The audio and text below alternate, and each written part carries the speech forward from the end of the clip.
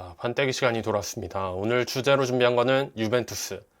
제가 뭐 경기를 다 본 건 아닌데 제노아전 기준으로 준비했습니다. 이런 식의 4-3-3이 있다고 칠 때 이 맥케니 자리를 어떤 식으로 해석할지가 중요합니다. 맥케니를 궁미로 올려놓고 튀람, 로카텔리, 투미들 이런 식의 4-2-3-1로도 볼 수 있고요. 아니면은 아까 4-3-3에서 요요 뽀백 칼룰루를 3백으로 본다면은 켈리, 브레메르, 칼룰로 3백 캄비아수가 왼쪽 윙백. 이때 그럼 오른쪽은 누가 뛰냐? 맥케니가 윙백도 뛸 수는 있습니다. 여러 땜빵을 할 수 있기 때문에 이런 식의 3-4-3으로도 볼 수 있지만 일디즈 콘세 이상을 약간 안쪽으로 끌어서 3-4-2-1 이런 느낌으로도 볼 수 있고요. 이게 뭐 3백으로 해석하긴 했는데 시작점은 그래도 4백으로 보는 게 낫지 않을까 싶어요. 요런 느낌의 4-2-3-1이 디폴트, 베이스로 들어가고 맥케니의 움직임에 따라 3미드를 섞는다던가 아니면은 얘가 오른쪽 윙처럼 빠지면서 콘세 이상이 안쪽으로 들어온다거나. 근데 보통은 이런 느낌의 4-2-3-1을 보면 될 것 같습니다. 자, 판때기 분석가답게 오늘도 구조 얘기를 할 건데요. 제가 제노아전 기준으로 준비했다고 했는데 원래는 골키퍼를 페린을 넣어야 되는데 베스트 11으로 떠드는 게 낫지 않을까 싶어서 그냥 디그레고리오로 제 마음대로 적었습니다. 자, 일단 이런 식의 4-2-3-1이 있다고 쳤을 때 앞에 4명 높게 서고 뒤에 4-2를 그대로 쓰는 4백과 2미들 4-2 빌드업 요게 일단 기본으로 깔고 갔는데 여기서 브레메르, 켈리가 넓게 빠지면서 로카텔리가 3백처럼 내릴 수도 있고요. 이런 느낌으로 아니면은 브레메르, 켈리가 빠지면서 칼룰로가 3백의 오른쪽으로 내려오고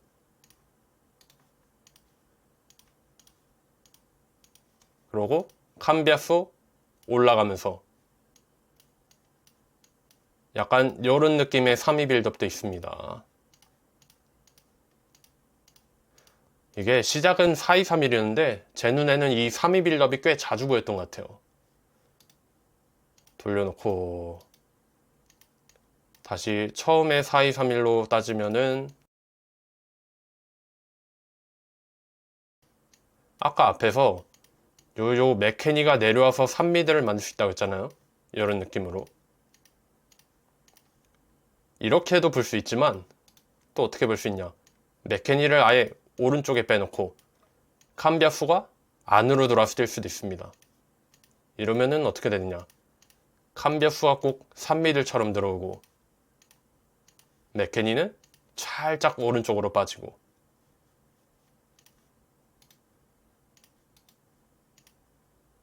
콘세 이상이 오른쪽에 있기 때문에 맥케니까지 빠질 필요는 없어요. 근데 뭐 예를 들어서 콘세 이상이 안쪽으로 올 수도 있고 밑에 내려갈 수도 있고 그럴 때는 맥케니가 대신 오른쪽 윙처럼 설 수도 있습니다. 이런 느낌으로 이 맥케니의 포지션이 참 신기한 것 같아요. 어떻게 보면은 시작이 미드필더니까 미드필더 그대로 뛰겠구나 그렇게 생각할 수도 있는데 오른쪽 윙 땜빵도 가능, 오른쪽 윙백 땜빵도 가능, 투미들 중 한 명이 올라갔을 때 투미들로 내려오는 것도 가능. 얘가 원래는 방출 대상이었어요. 못해서 막 임대도 가고 그랬었는데 지금은 에이스입니다. 왜 잘하는지는 모르겠지만 아까 이 3위 빌드업 켈리, 브레메르, 칼룰루 이런 느낌의 3위 빌드업이 있다고 쳤을 때 여기서 변화를 한번 줄 수 있습니다. 예를 들어서 칼룰루가 오른쪽 풀백으로 돌아가고 브레메르가 오른쪽 센터백으로 들어가고 켈리가 왼쪽 풀백으로 빠지는데 이때 튀람이 내릴 수도 있고 로카텔리가 내릴 수도 있지만 이렇게 로카텔리가 내릴 수도 있다. 이러면은 켈리, 로카텔리, 브레메르, 칼룰루, 뽀백 만약에 이렇게 가면은 앞에 튀람 혼자 4-1 빌드업처럼 나오잖아요. 뭔가 좀 숫자가 부족하다. 맥케니가 내려와서 아까 4231처럼 만들 수도 있고요. 아니면은 메케니를 굳이 내리지 않더라도 캄비아스를 인버티드로 끌어오면서 이런 느낌의 4이 빌드업도 볼 수 있습니다. 돌려놓고 이게 지금 사이트가 업데이트 됐거든요. 업데이트 되고 나서 좀 느려진 느낌도 있고 업그레이드가 아니라 업그레이드가 된 것 같긴 해요. 어째 설정 내리고 이 4231에서 특징을 보면은 캄비아수가 왼쪽 풀백이긴 한데 오른쪽 풀백도 볼 수 있습니다. 이 경기를 보니까 어떤 상황도 있었냐면은 우리가 막 세트피스 공격을 했다가 볼이 뒤쪽으로 왔어요. 그럼 약간 선수들 위치가 뒤죽박죽이잖아요. 예를 들어서 캄비아수가 오른쪽에 있다. 그럼 얘가 굳이 왼쪽으로 돌아가는 게 아니라요. 티람이 왼쪽으로 빠지면서 약간 요런 느낌으로도 갈 수 있어요. 근데 이거는 항상 그랬다는 게 아니라 특수한 상황에서만 그랬던 거니까 이 캄비아수가 왼쪽 풀백으로 시작했지만 경기 도중에 꼭 왼쪽에만 있을 필요는 없고 세트피스에서 튕겨놨을 때 얘가 오른쪽에 있는데 왼쪽까지 어떻게 복귀할까요? 그렇죠? 그럴 바에는 요 투미들 중 한 명을 왼쪽으로 뺀다거나 아니면은 켈리가 대신 왼쪽으로 빠질 수도 있고 아니면은 이때 로카텔리가 센터백으로 내려가면서 살짝씩 땜빵을 한다고 표현할까요? 근데 이거는 항상 그랬던 건 아니니까 크게 중요하진 않습니다. 제가 예전부터 구조에 집착하는 버릇이 있는데 이게 따져보면은 FM으로 실축 전술을 따라할 때 어떤 선수한테 주목할 건지 어떤 역할을 줄 건지 그것도 중요하지만 어떤 구조를 따라할 건지 그게 되게 저한테는 중요했던 것 같아요. 자, 이런 식의 433으로 시작했지만 저는 4231로 시작했죠. 자, 공격 때는 어떤 식으로 갔냐. 데이비드 올라가고 콘세이상 일리즈 올라가고 메케니가 오른쪽 하프 스페이스 캄비아소는 이 상황에 따라 다른데 하프 스페이스로 돌 때가 있고 아니면은 일리즈랑 바꿔서 캄비아소가 대신 왼쪽 윙처럼 설 때가 있습니다. 네, 제가 봤던 제노아전 기준으로는 이렇게 봐도 될 것 같아요. 그리고 티람 로카텔리 올라가고 칼룰루 내려서 스리백 만들고 요런 느낌의 3-2-5로 가는데 뒤에 칼룰루로 스리백을 만드는 건 동일하지만 캄비아수가 안으로 들어올 수도 있고 아니면은 일디즈랑 위치를 바꿔서 캄비아수가 왼쪽 윙으로 뛰는 3-2-5도 있었다. 이렇게요. 자, 돌려놓고 이 3-2-5에서 변화를 주고 싶다. 아까 빌드업 때는 로카텔리가 센터백으로 내릴 수 있다고 했잖아요. 근데 제 개인적인 생각으로는 요 이미 위쪽에 올라간 상황에서 로카텔리를 굳이 내려서 얻을 게 있을까? 딱히 안 내려도 될 것 같고요. 여기서 칼룰루가 원래 자리 오른쪽 풀백으로 올라가면서 캄비아스가 살짝 내려온다.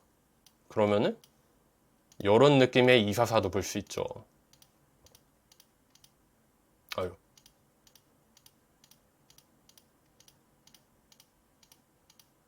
이렇게요. 이게 컨트롤 Z 누르니까 아예 처음으로 들어가네 이게. 어허. 아직 업데이트에 적응을 못했습니다. 아까 3-2-5로 돌려놓고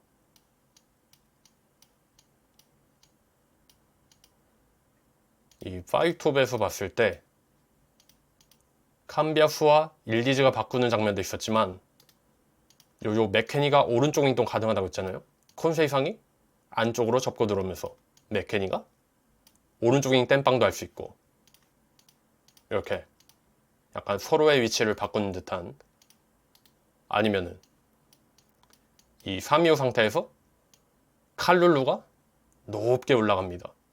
그럼 콘세이상이 들어가면서 오른쪽 열어주고 로카텔리가 3백으로 내려올 수도 있지만 아까 맥케니가 오른쪽 윙백 땜빵도 가능하다고 했잖아요. 요렇게 요런 느낌도 가능합니다. 어떻게 되냐, 칼룰루 올라가고 맥케니 내려오고. 근데 이렇게 봤을 때는 꼭 튀람, 로카텔리, 맥케니 3미들처럼도 보이죠.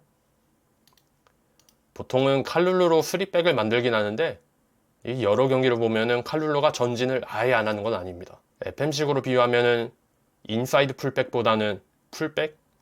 24 기준으로는 풀백 지원, 약간 꼭 그 느낌이에요. 자, 옛날에도 유배 전술을 만들었던 것 같은데 요런 느낌의 325.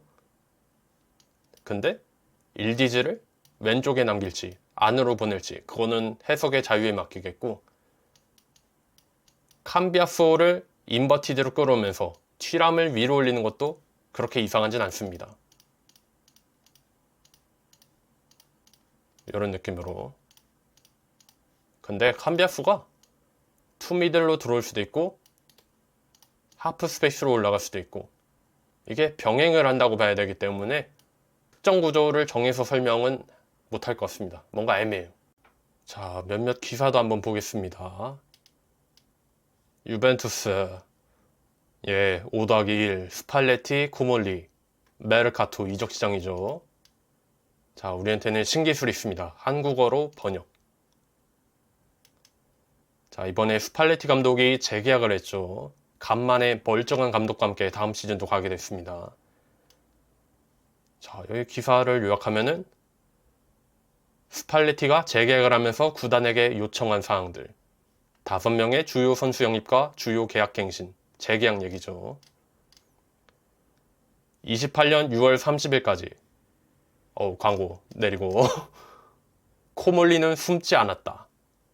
우리는 3년 주기로 계획을 세우고 있습니다. 그러니까 특정 시즌 잡아서 쇼 붙이는 게 아니라 뭔가 지속 가능한 발전 있는 큰 그림을 그리겠다는 거죠.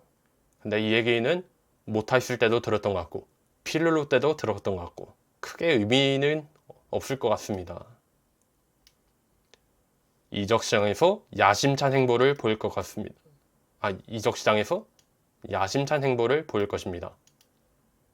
현재는 4위가 예상되지만 우리는 더 좋은 성적을 낼 수 있다. 그리고 우리가 지금 노리고 있는 선수들은 챔스나 유로파 진출 여부와 상관없이 그거와 무관하게 이적 시장에서 움직일 거라는 거죠. 자, 스팔레티가 요구한 것 중에 특이한 게 있습니다. 블라우비치와의 재계약. 이게 원래 올여름에 FA로 풀릴 예정이거든요. 근데 블라우비치를 붙잡고 주전급 톱을 따로 영입해서 경쟁 체제로 가자. 이게 처음에는 스팔레티가 투톱 전술을 쓸 건가? 그 생각을 했는데 그게 아닌 것 같아요. 블라우비치를 일단 붙잡긴 하는데 뭔가 박주전급은 아니고, 그렇다고 FA를 뜯기기에는 뭔가 손해보는 느낌이고, 그래서 붙잡으려는 것 같기도 하고요. 근데 최근에 블라우비치가 또 다친 거였나 부상 의심이었나 시즌 초반 했던 말을 고수할 수밖에 없습니다. 시즌 끝나고 얘기하자. 아직 6주가 남았습니다. 팬들 입장에서는 블라우비치 실패한 영입입니다. 솔직히 볼 것도 없어요. 당장 쳐내는 게 나은데 지금 유베가 바꿀 포지션도 많고 쓸 돈은 적고 그러니까 아쉬운 대로 블라우비치를 남기자는 의견이 있긴 한데, 선수만 놓고 봤을 때는 저는 재계약 반대긴 한데 팀 상황이 안 좋아가지고 그런가? 그냥 1, 2년 붙잡고 가는 게 낫나? 아직 저는 헷갈립니다. 확실한 거는 선수는 비호감이다. 자, 스팔레티의 5가지 요청사항. 블라우비치와의 재계약 외에도 유벤투스에게 요구한 5가지 요구사항. 첫째, 발재간이 뛰어난, 발밑이 뛰어난 경험 많은 골키퍼를 원합니다. 이 찌라시에서는 알리풍 얘기가 들리고 있는데 원래 지금 주전 키퍼가 디그레고리오잖아요. 모타 왔을 때 영입을 했는데 모타는 잘렸고 디그레고리오 남았고, 팬들이 부폰 슈체스니를 봐가지고 눈들이 높은 거는 사실이에요.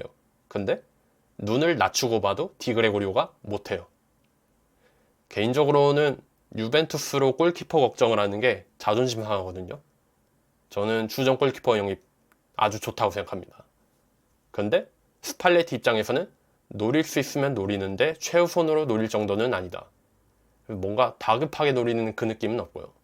그 다음, 켈리보다 더 국제적인 수준의 센터백이 필요하다. 브레메르 옆에 왼발잡이가 있으면 좋겠지만 왼발잡이가 아닌 김민재도 좋은 평가를 받고 있다.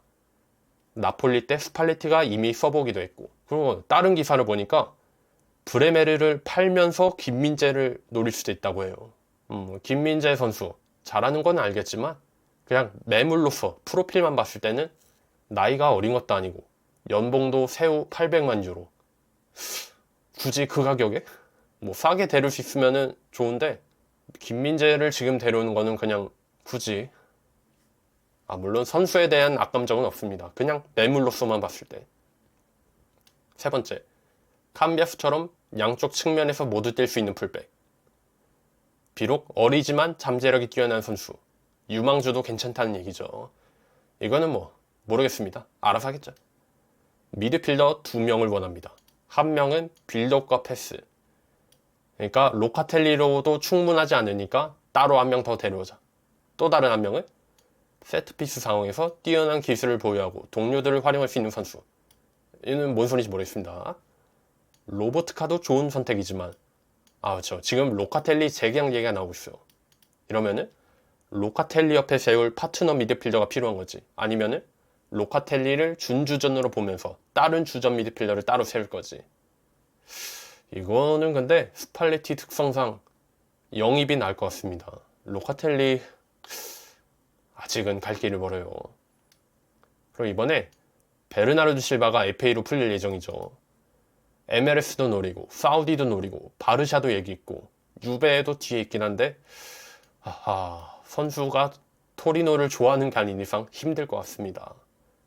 그리고 아까 얘기했던 게 특이한 거, 블라우비치랑 재계약을 하는데 톱을 또 따로 데려올 거다. 왜냐? FA로 데려온 조너선 데이비드 못하고요. 오펜다는 별명이 저펜다예요. 팬들 사이에서 잘하는 게 없습니다. 그리고 이게 웃긴 게 우리가 임대 이적, 영입 옵션을 포함한 임대 이적으로 데려왔는데 선수가 잘하거나 못한다. 그럼 우리가 옵션을 선택해서 발동시킬 수 있어야 되는데 그냥 데려올 때부터 사실상 영입 확정이었습니다. 그게 왜냐? 옵션 발동 조건이 리그 잔류 아니면은 리그 12 이상으로 마무리, 그렇게 알려져 있거든요. 근데 유베가 오펜다 영입하기 싫다고 입으로 떨어질 것도 아니고 무조건 산다는 거예요. 왜 샀는지도 모르겠고 금액도 이해 안 되는 희대의 호구딜. 그래서 별명이 저펜다고요. 밀리크. 저는 이 밀리크가 누군지 몰랐어요. 근데 우리 팀 선수였네요. 제가 기억을 못할 정도면은 얘는 아마 그냥 다치기만 했던 것 같아요. 레반도프스키가 최고의 영입 대상이겠지만 구단은 무한히를 선호한다. 토트넘 경기를 봤거든요, 저번에. 그냥 탐욕 대마왕이던데. 그런가? 목표, 놀랍게도 스쿠데토입니다. 만약에 스팔레티가 이번에 요청한 이적 시장, 요게 다 지켜진다. 그러면은 4-2-3-1 기반으로 경쟁력 있는 유벤투스를 구축할 수 있다고 확신한다. 유벤투스의 마지막 리그 우승이 사리 때 19-20이거든요. 그때 이후로 점점 기대치가 낮아져가지고 우리 4위만 해도 1인분 했다. 약간 저는 이게 불만이었어요. 우승을 밥 먹듯이 하던 팀이 챔스 진출만 해도 만족한다. 이게 사실 팀 체급도 많이 내려왔고 팬들 기대치도 많이 낮아졌다는 증거이거든요. 정말 발전하고 싶다. 그러면은 더 높은 것을 바라봐야죠. 자, 이렇게 끝났네요. 다음 시즌에 보고 싶은 라인업. 일단은 4-2-3-1을 기준으로 할 때 일단은 베르나르도 실바. 공미로도 들어갈 수 있고 오른쪽 윙으로도 들어갈 수 있는데 개인적으로는 요 공미 자리를 바꾸는 게 낫지 않을까. 그리고 맥케니가 약간 투미들에 들어가고 맥케니 티람 돌려막고. 이게 사이트 바뀐 거 보니까 지금은 또 이게 빠릿빠릿하네요. 베실바. 톱은 무조건 바꾸는데 레반도프스키가 올지는 모르니까 일단 비워놓고. 콘세이상. 싹수는 보여요. 근데 뭔가 애매해요 선수가. 로카텔리는 주전은 아닌 것 같아요 솔직히. 볼 잘 차는 미드필더. 베르나르도 실바 FA 영입. 톱은 레반도프스키면 좋겠지만 아니어도 딱히 상관은 없는. 확실한 거는 데이비드와 조펜다는 아니다. 켈리 브레메르. 지금 희한하게 브레메르 찌라시는 계속 나오고 있거든요. 브레메르의 파트너를 갈아엎는 게 아니라 아예 브레메르가 떠날 수도 있다. 글쎄요, 근데 8 정도인가? 이 4-2-3-1을 봤을 때는 확실히 요 미드필더 2명 요 자리가 중요할 것 같고, 센터백 켈리 브레메르 아주 완벽하진 않지만 그래도 밥값은 하지 않나? 뭐 이거는 근데 팬들 사이에서 의견이 엇갈릴 수 있으니까. 이번에는 원래 라인업으로 돌려놓을게요.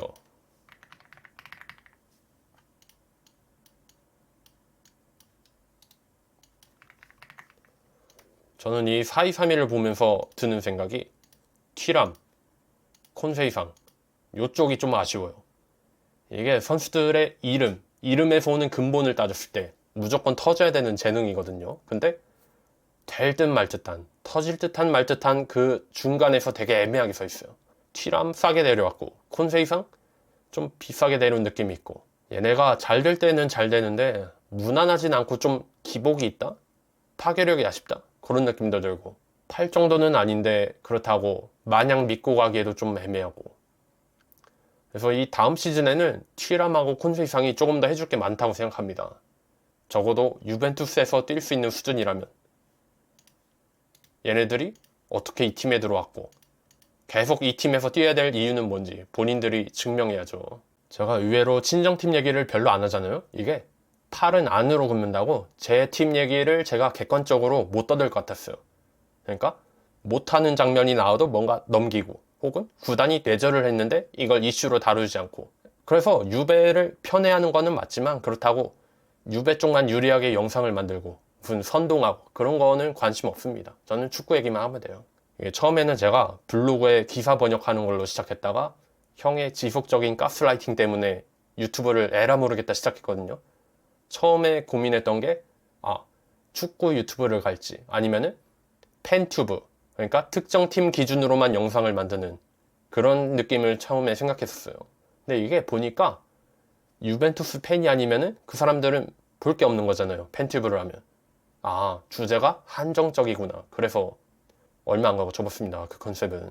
목표가 있었다면 알베르토 형님 다음으로 유명한 유베 팬이 되어보자. 근데 팬튜브로 가면은 보는 사람들만 보고 유베 팬만 오게 되니까 뭔가 좀 한계가 있었죠. 지금은 FM 전술을 메인으로 만들고 거기에 이 판때기를 가끔 곁들이는 정도인데 축구가 공통 키워드로 들어가는 건 똑같습니다. 이건 뭐 크게 바꿀 것 같진 않아요. 저도 FM을 좋아하고 사랑하지만 이번 FM26은 망했다. 그래서 채널이 좀 저조하다. 그거는 부정 안 하겠습니다. 맞는 말이에요. 이 유튜버들이 광고가 들어온다. 광고 싫어하는 사람이 어디 있어요? 돈 받고 영상 올리면 되는데. 근데 FM 광고를 하는 것도 좋지만 그냥 게임을 똑바로 만들어 달라. 그게 FM 유튜버를 도와주는 일이에요. 실제로 광고 한두 번 하는 것보다 차라리 FM 게임이 잘 나와서 1년 내내 영상 조회수가 잘 나오는 거, 그게 더 저한테는 도움이 됩니다. 그게 더 크고.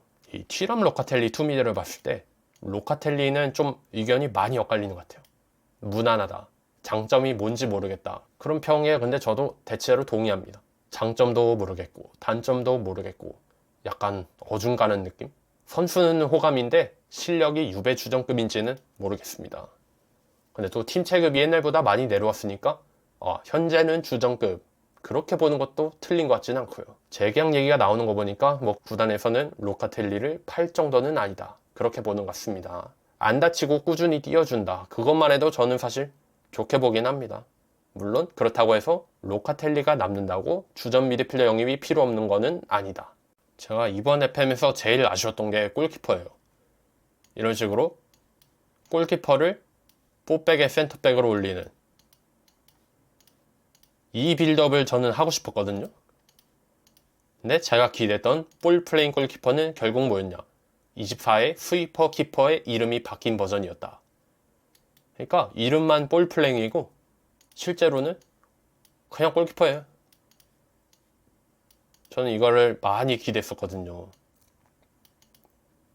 근데 이거는 뭐 한마디로 뒤통수 맞은 느낌? 이게 지금 시리즈 이름이 판때기 분석가잖아요. 즉흥적으로 시작했지만 이 이름 자체는 사실 옛날부터 생각은 하고 있었어요. 분석이라는 게 실축 전술 분석이기도 하지만 다른 걸 분석할 수도 있잖아요. 그냥 제 생각으로는 FM26이 왜 망했나 그런 것도 한번 만들어 보고는 싶은데 분석하다가 제가 스트레스 받을 것 같아가지고 그냥 생각만 하고 있습니다. 오늘은 친정팀 얘기를 해서 그런가 좀 길게 떠든 것 같네요. 보통 다른 사람들은 자기 팀 얘기 신나서 얘기하거나 막 화내면서 얘기하잖아요. 근데 저는 목 아프네요. 잘하면 잘하는 거고 못하면 못하는 거고. 제가 홍대병이 있잖아요. 근데 왜 유벤투스를 응원하냐? 해외에서는 인기가 많지만 국내에서는 응원할 이유가 없는 팀이다. 그래서 역설적으로 제 홍대병을 충족시키는 팀입니다. 제가 만주키치 때문에 여기에 입문했는데 그때를 제일 후회하고 있습니다. 더 축구 잘하고 더 멀쩡하고 더 인기 많은 팀 많으니까 여러분들은 다른 팀 응원하십시오. 딱히 추천하지 않습니다. 원래 사람들은 자기 팀으로 영업을 하잖아요. 근데 저는 반대예요. 유벤투스로 오겠다는 걸, 입문하겠다는 거를 굳이 막진 않겠지만 굳이 추천하지도 않는다. 다른 팀 많으니까 여러분들 좋아하는 팀 찾아서 가시면 되겠습니다. 제가 17, 18시즌부터 입문했는데 지금도 앞으로도 비앙코니를 남겠습니다.